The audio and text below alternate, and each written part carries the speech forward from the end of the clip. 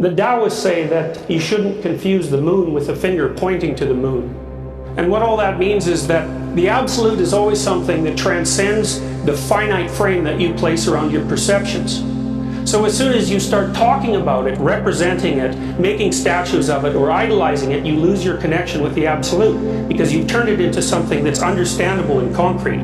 Part of the wisdom traditions that the world still maintains make the constant moral presupposition that you should always be aware of what it is that transcends both your understanding and your perceptions, and you should keep firmly in mind that that exists.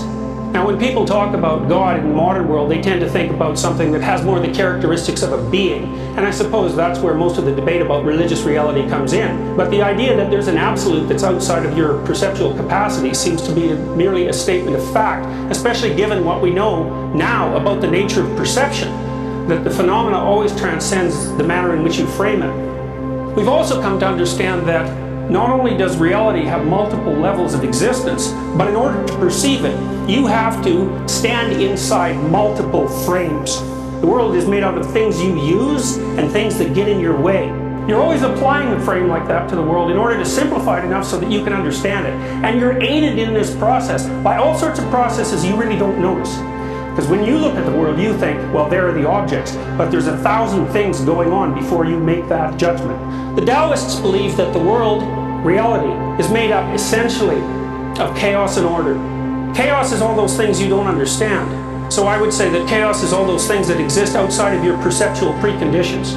Order is all the things you do understand and all the places you go where the things that you do produce the results that you intend. Everywhere you go has things that you understand that are orderly and has things that you don't understand that are chaotic.